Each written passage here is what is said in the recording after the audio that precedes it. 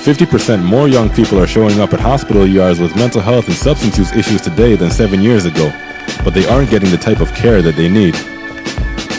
My name is Asante, and I've always said that the peer support process is similar to making music. Through music and support from my friends and my family, I got to overcome depression and tragedy.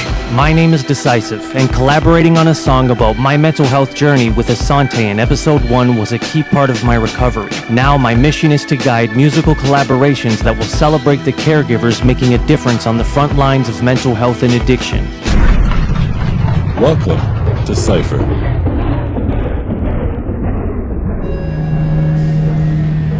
What do you do when you're trying to be an effective caregiver, but nobody gives you permission to do so? You do it anyways. When we started, there was no understanding of youth mental health. There was no language for youth mental health. But by not providing supports in the school system, effectively you're pushing a student out. So what are we going to do? I think I'm going to go in and actually turn up the amp a little bit. As a caregiver, Sheryl recognized that someone close to her was being pushed out of school by a lack of mental health support. I'm sorry, you're low priority, we have this wait list. A teacher herself, Sheryl wanted to create better mental health support for all students. But everywhere she turned, she was met with closed doors. We wrote over 30 grant applications. We wrote partnership proposals. We tried to meet with all the leading figures in the child and youth mental health. Like any caregiver in her shoes would, Sheryl got pretty frustrated. Anger can be a force for change because you can use that passion to spark action.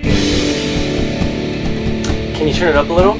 We decided that if we follow the guidelines for what other people want, we're not going to be doing what we know needs to happen. Eventually, Sheryl went DIY, starting Youth Mental Health Canada all by herself.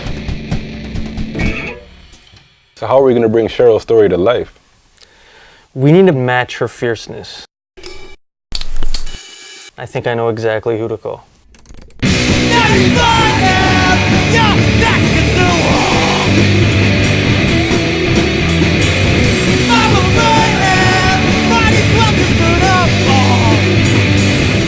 This is totally working. We started doing a lot of research on international best practices. We started to work together with international suicidologists, building social media platforms. Interesting to see the analytics. Almost every country in the world is represented on the page. Sheryl created caregiving resources for adults as well as self-care resources for young people, building a community in the process. She kickstarted an ongoing survey to better understand the mental health challenges that young people are facing.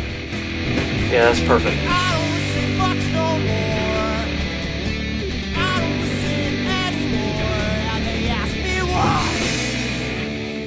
So from all those closed doors, we got to the point where we thought, okay, we need to incorporate it as a charitable nonprofit. So we got charitable status last year. Amazing.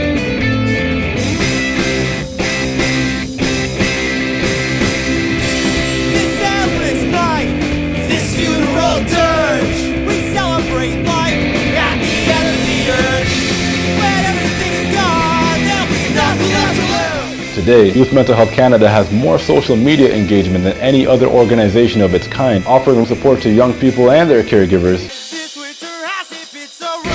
Can you turn the vocals up a little? And it all started with one defiant voice.